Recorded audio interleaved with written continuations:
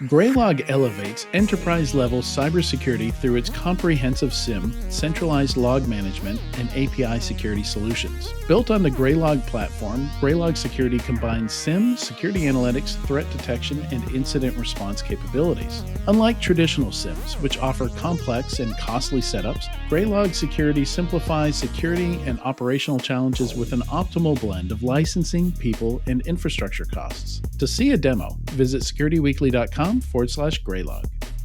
If your organization is ready to enhance cyber resilience, we have important insights for you. The 2024 Level Blue Futures Report sheds light on how rapid computing changes affect IT visibility. Our research reveals that while IT leaders see positive outcomes, 85% acknowledge increased risk. In this report, we identify the barriers to cyber resilience, the challenges impacting cybersecurity, and the business contexts that reveal operational issues. You'll also discover what's on the horizon and 5 essential steps for prioritizing cyber resilience. Get your complimentary copy of this crucial research today. Visit securityweekly.com/levelblue. Cybersecurity simplified. Global enterprises rely on Savient's Identity Cloud for unparalleled visibility and control over every single human and machine identity. Enterprises can better secure business processes, enable digital operations, and empower everyone who works for them and with them. Savient provides right time, right level access to the digital technologies and tools they need to do their best work. Visit securityweekly.com/Savient to schedule a demo. Welcome back to Enterprise Security Weekly. If you're watching this podcast on YouTube, please give us a like, subscribe, and leave us a comment to let us know what you think, as long as you're a human. Hard pass if you're a Russian AI chatbot. Jason Shockey joins us today to talk about cybersecurity career paths. Jason is the founder of mycyberpath.com and is passionate about helping people get into the cybersecurity industry and helping people level up throughout their careers. Jason still has a day job as a CISO in the financial services industry, but maybe one day, if you guys help out, My Cyberpath can be his full-time job.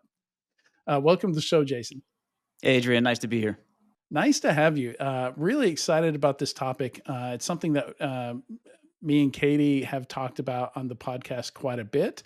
We've seen a lot of commentary on some of the stats that we see in the industry. We hear from people that they have a hard time getting into cyber. But I want to start first with your background and how you got into the industry. Yeah, in 1999, after graduating with a degree in chemistry, went into the Marine Corps. Spent 20 years there doing cyberspace operations, incident response, and cyber risk management. The last 3 years, I was with the Cyber National Mission Force, conducting national level operations against named nation states, and that was the pinnacle of my career. So I always say, if you think you're good at cyber, try going to Cyber Commando or the NSA and test your mettle there. Uh, the reason that I got very excited about cybersecurity was in one of the operations early on in my career. We were out in the field and someone called us. We set up voice, video, and data networks, and they said, "Hey, there's someone in your network, but we don't want you to do anything about it." So it was a monitor, do not block. And we're like, "Okay, well, we're not monitoring them because we can't see them." And number two, who are you? And they never told us who they were, but it was very interesting to have to go through that, have someone in your network not know who they were, couldn't see them, and that's when I was hooked. So I started off in computer network defense, as you call that, defensive cyberspace operations, then started going into offensive cyber operations, and then layered on cyber threat intelligence, and those three led me to the Cyber National Mission Force at the end of my career in 2019. Right. So then the transition from the military side to the into the public side. What was that like for you? Did you get in quickly? Did you run into issues? What did you do to prepare to come in? All those things. I got in very quickly. So I walked in on to my first CISO job in the financial services industry for a specialty insurance company on something called terminal leave. That's when the military gives you time to look for a job when you're about to retire. So I didn't stop working. I was, still getting paid active duty, which is completely legal, and went to work as a CISO. And the reason I was able to do that was I prepared for about 10 years to be a CISO. So in 2009, I told myself a lie that eventually became true. And I told myself I was going to be a CISO. And I went about looking at the certifications, experience, training, and education to to achieve, to get in order to do that. And along the way, I found I was looking for pathways, cyber career pathways to say, okay, in the military, they're very good at telling you if you want to be a general, if you want to be a sergeant major, you have to do these things, you have to take these steps. And I looked for the equivalent in the civilian world that didn't exist. So I had to make one myself and created the cyber leader pathway that's now in mycyberpath.com. But the big thing was, for me, was two big areas that allowed me to immediately walk into the civilian world from the military. One, tech is tech. Where there's high regulation in the military, but there's also in the financial services industry, it's highly Mhm. regulated as well. Healthcare industry, if you get into energy, also that's highly regulated. The other piece was I always say get the cert on Sunday and apply it on Monday. So I was getting these certifications, but the very specific ones that I needed in order to apply them in my job to make sure that I could take repetitions over multiple years in order to do that again when I got out of the military. So I just pretended to be a CISO from 2009 to 2019, and eventually it paid off. So in a CISO role, you probably find yourself drawing from experience quite a bit.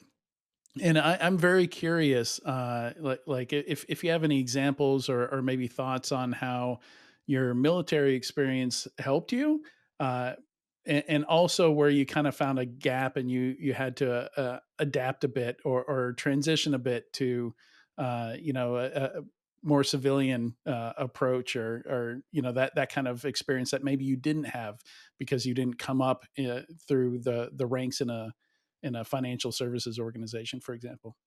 Yeah, one thing that I would suggest to anyone listening is be open minded. And what I mean by that is in the military, you would expect someone to be a certain way, and you have to be that way sometimes. But you can also have an open mind to say, how else would I do the job that I'm about to do in the military? How would I do that out in the civilian world? If I was speaking to a CEO instead of a CO or instead of a commanding officer, I was speaking to a chief and executive officer, how would I deliver this? And the main point behind that is communication occurs on the listener's terms. So I would practice again and again and again to translate complex technical topics to a commanding officer, Mhm. then pretend that person was a chief executive officer and do it again. Now take that and talk to some engineers. Those conversations are completely different, but it's the same type of messaging. It's just different words and different sequences to use to actually have that person understand what you're saying. You must know so many acronyms. You must Yeah, have oh, so many it's there are too many. between security and military life, just yeah. I love that though. I love the whole idea of communication happens on the listener's terms. And I think that's one of the things that's missing, not missing, just not in security, like in society. And I wish we had Yeah. more communication classes because formal education, and you obviously are the kind of person who's going to take your own initiative, and if you want to do it and if you want to excel, you're going to go. But a lot of people might not even know where to start. And I think communication breakdowns are a huge problem in just moving forward generally in business and in security. Different things mean different ideas to different people. And like when I write something, I always have somebody else look at it, or I try, because I know that what's in my head isn't necessarily being received by somebody who thinks differently than I do, who has different pattern recognition than I do. And it's so interesting. So how do you handle that? Because you must sometimes feel like a little bit of a chameleon, and then you went from military to civilian. Now you're dealing with all different kinds of people in the security world. There's not just one type of security person who does one thing and whole teams. Do you feel schizophrenic? Do you feel like a chameleon? How do you manage that? It's tiring. But the one thing that I really enjoy is being able to I mean, you have those small wins where it works once and then you try it again. Sometimes you're gonna fail, but, fail fast, try it again, stay in the conversation and continue to do it. Repetition kind of breeds out, the doubt. Repetition allows you to hone in on the things that you might not have been able to translate 6 months ago or 6 years ago into something that you can craft this one message. into different minds to tell those sticky stories. And to your point on uh, there's not enough kind of education on communication, 100%.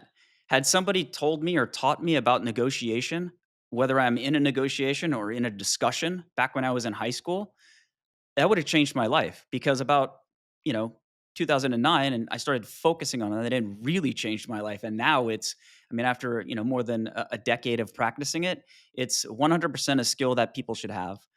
So I think that, I mean, you could just go on YouTube and look up, I don't want to say the names here if I don't want to get in trouble, but you can find top negotiators just to listen to how they speak. But the main points with that is coming in with an agenda.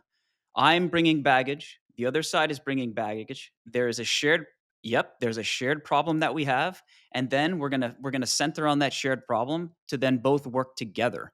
And your point, Katie, when you said that in order to move forward, if people don't have that agenda and they don't have that shared problem, they're going to be working on different problems and going in different directions.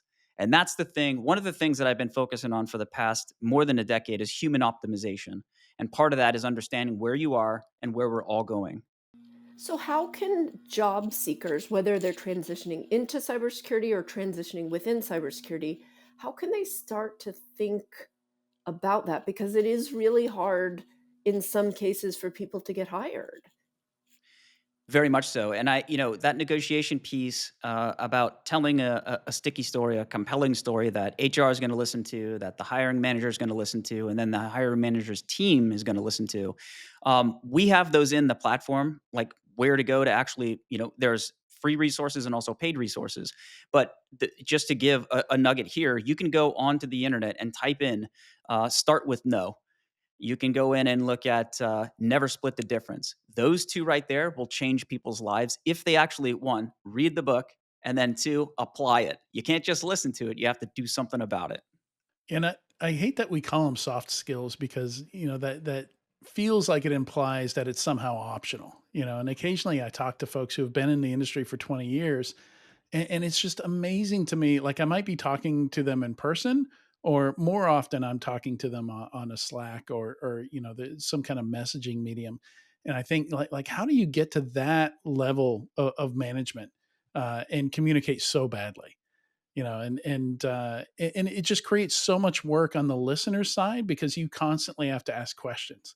And I found a couple things that really irked me there that I wanted to mention.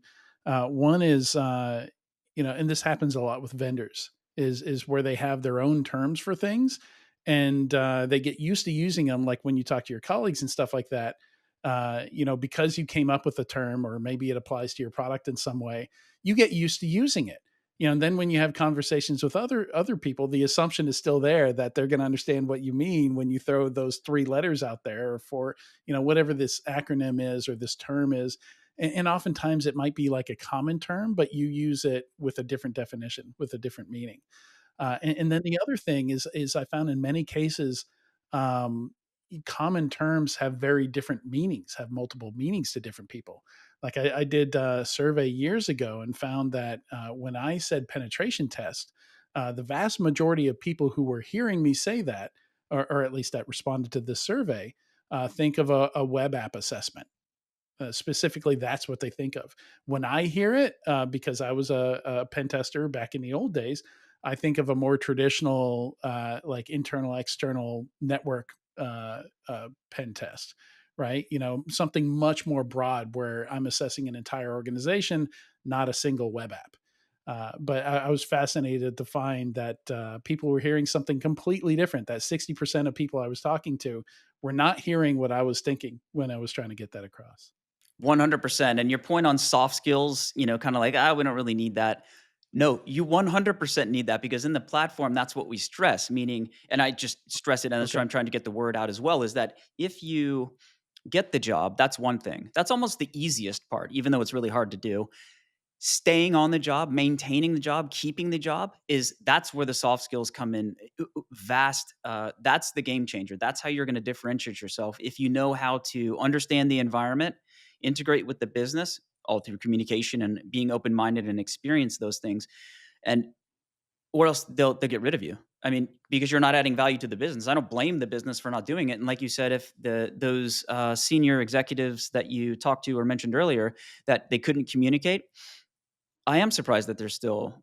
Maybe they just have a need and the companies keep them there, and they know the business very well. There's got to be something that they're adding value with. So, the other pieces are, and I was taking notes here, when you deliver something to someone and they're hearing completely different meaning, that's their framework. That's the philosophy. That's the other part that we have in the platform as well that I always talk about. If you have a philosophy to interpret your world around you, understand that the person is using a term, and so it's a two-way street, meaning if I hear a term that a vendor is using, I'll clarify with maybe some questions or maybe, use some context to understand what they're talking about. If I didn't have that framework, then it would either be a straight no, or it might be, or just a ton of questions, and then that would just chew up time.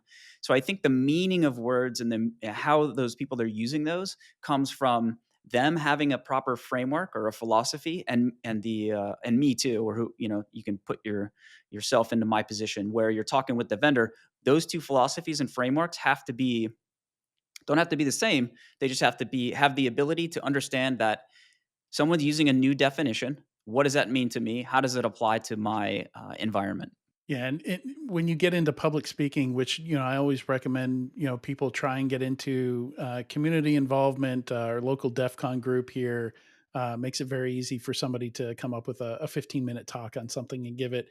But one of the things I do when I mentor folks is I see all these cases where somebody speaks publicly, they think they've killed it, but if you actually talk to the people who listen to it, like everyone's going to nod along, they're going to clap at the end, all your outward feedback is going to look positive. But if you talk to them individually, yeah, I have no idea. I didn't understand a thing that he said. And it's, I mean, that's a hard skill to learn, to put yourself in the audience's position. Oftentimes, before I give a talk, like or I come on a podcast as a guest, I have to ask, or I do some research, who is your audience? At what level do I have to speak? And I think that's a tough thing as a listener too. And one of the places I learned a lot when I became an industry analyst, I was talking to 7, 8 different startups and security vendors a week. And I very quickly got comfortable asking, what felt like dumb questions, because they would do this thing. They would throw out terms, and I'd say, okay, what does north, south, east, west mean to you? Help me understand, because I would understand from some of the context there, this probably doesn't mean to them what it means to me. And I think that's a very tough thing in the industry. I listen to a lot of podcasts, and I go to a lot of talks and listen to talks where I wonder how much people are actually getting out of this, because so many things they're saying need to be defined. Like they need to give a brief definition, because they're using that term throughout the entire thing. And if I don't know what they're saying, then I figure others who are listening probably don't understand as well. Absolutely. There's nothing like a good example. Meaning, can you give me an example of that? Is a very simple question if somebody's using a lot of terms Yeah. that you're not, familiar with, and then force them to show it. There's one thing to talk about something, but there's another thing to show how it is actually going to work. And that kind of brings it back to, the sticky stories. One of the things, maybe hopefully this helps the listeners, is I try to come up with little quips like delegation works if you work, form follows function, those little kind of sayings that you can kind of put out, but then back it up with examples, or hey, this is what I mean by that. Love The examples. yeah, there's nothing stopping the speaker from going, delegation works if you work. Here's what that means. As a leader, you can task your team within their capabilities, but then you have to make sure that you follow up and give them the environment to actually do the work and be successful. You don't just stop at giving them the task. There's a whole iceberg of work left for you to do. That's what delegation works if you work means. So let's talk about Cyberpath a little bit. Like you threw out a few details there before, but I love how organized it is. And it's kind of funny. Like as I was looking at it, and I just didn't have the time. It's been a crazy week. I was going to actually go through it before we chatted here, but I just didn't have the time. But I love that. it kept bringing me back to Harry Potter, and I'm thinking of this thing as like a sorting hat, and you've even got the 4 different categories. It's like the 4 different houses, so then, being somewhat sleep deprived this week because of all the work I'm doing, I start thinking, okay, which one of these would be Slytherin? But but I I'll love leave that that you to the audience. yeah, That'd be right. pretty fun to hear though. I love that you've got yeah, maybe that's the vendor side. Maybe it's not included here. But, yeah, so yeah, so tell me a little bit more about, like, how you outline these 12 paths, because clearly, like, you haven't had time in your career to follow all 12 paths, and then how you broke those down into the 4 categories. But I love that, anybody who doesn't understand what I'm talking about, you can go to mycyberpath.com, and it's all, detailed on there. Yeah, the main thrust for the website was clarity through the chaos. When I Mhm, was looking at what job do I want to get when I get out of the military, there were so many work role titles, actually too many.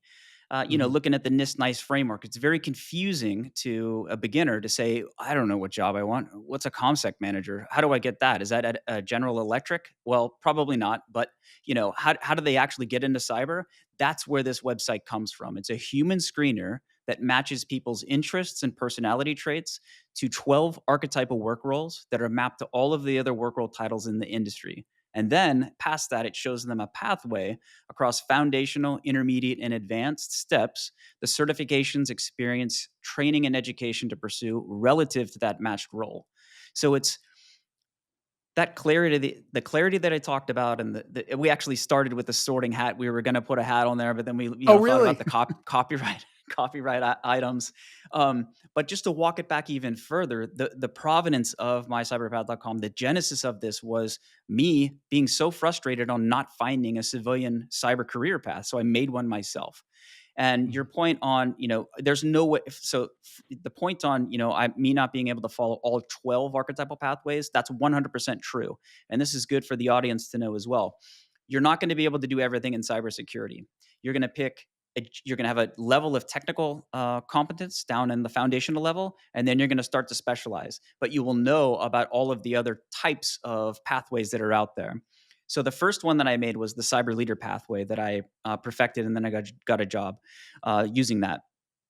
So the other 11 that I saw were over the 25 years that I've been in cybersecurity, seeing those and then kind of making sense of those around me because I was, the leader of those teams, the leader of those types of people. So it's actually oriented around something called LISTO or the LISTO framework: leadership, intelligence, supporting technology, and operations. And those 4 areas are the makeup of any cyber team. And then the certifications, experience, training, and education that go in each of those is what makes up a cyber professional.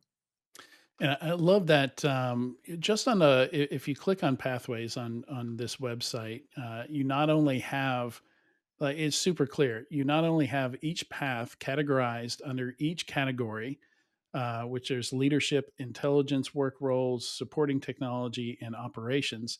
But you also have open positions, a number there. You also have salary ranges there, in a short description of it. Like there's just so much I think people could get out of just this one page on the website, on reading through this and going through it. Yeah, thanks. Yeah, we spent a lot of time looking at what might help. Another aspect of the site is it's mapped to NIST NICE CyberSeek, the European cybersecurity framework. It's mapped to ONET, and it's also mapped to the DoD cyber workforce framework as well. And maybe just a quick note on what NIST NICE is. Sure. The National Institute of Standards and Technology, National Initiative for Cyber Security Education. That is an organization, great organization. I'm in some of their working groups, spoke at some of their conferences, well, both the NIST and the NIST NICE conference. That came about, or NIST NICE came about from a presidential mandate to help the United States citizens get cyber jobs.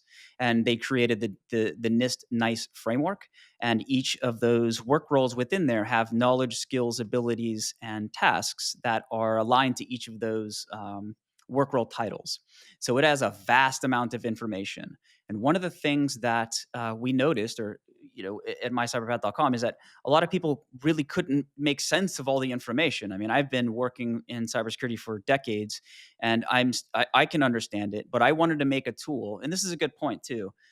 Right around the time that I started looking at creating the website, mycyberpath.com, what I wanted to do was take everyone was admiring the problem of the cybersecurity workforce gap instead of doing something about it. They kept saying, "Oh, there's so many unfilled jobs. Oh, we're never going to fill this." And I said, "Okay, well, what can I do to help solve this?" And that was another part of where mycyberpath.com came out. And I started with, how do I map the NIST NICE framework to these archetypal work roles? So Mhm. my pathway, and then mapping the NIST NICE framework to those is the start of the website. And I love that this isn't just how do I break into cybersecurity. This is potentially useful for people who've been in the industry for a decade or more, right? You highlight career progress monitoring, and when I have mentored folks, I don't currently have any mentors. That was a common question: is folks that where I recommended they do some IT work first before getting into cybersecurity. There's always the question of, okay, how long should I stay in this role before doing something else? Like when do things become stagnate? How do I know, when do I move on? And I love that you're tackling some of that here as well.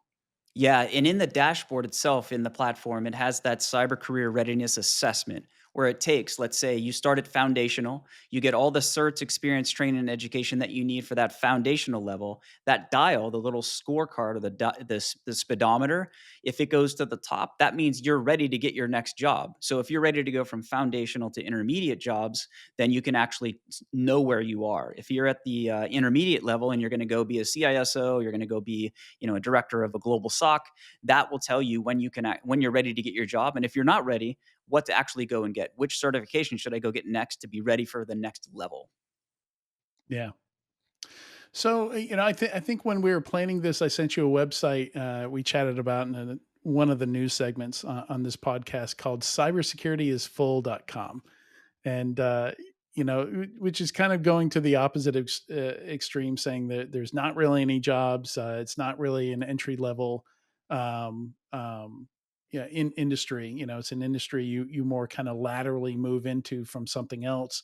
uh, you know though some of the people I've mentored have gone directly in, and others had to make a detour through IT roles first before they could come into cybersecurity. So kind of wanted to get your thoughts on initial entry into the cybersecurity industry, and what you've seen, because surely you've had tons of these conversations since you've built this. Yeah, I've seen a mix of someone coming straight out of school to get a job that might be at a very large organization that could absorb and then mentor on the job. Mhm. And then I've seen small companies that can't hire to train somebody. They have to hire somebody that is a full up. We need to get in, and you need to be running. We can't wait for you to learn this. And then the internal hires that are just straight interested. They have zero experience with cybersecurity. Um, well, yeah, zero experience, but a lot of interest. So I think Yeah, of gotcha. across the three types, it would be college graduates that are coming out now with cybersecurity degrees, information security degrees. They can use a lot of their CTF experience. I would say Mhm. anything that they do on the outside to say, yes, I know how to do this work.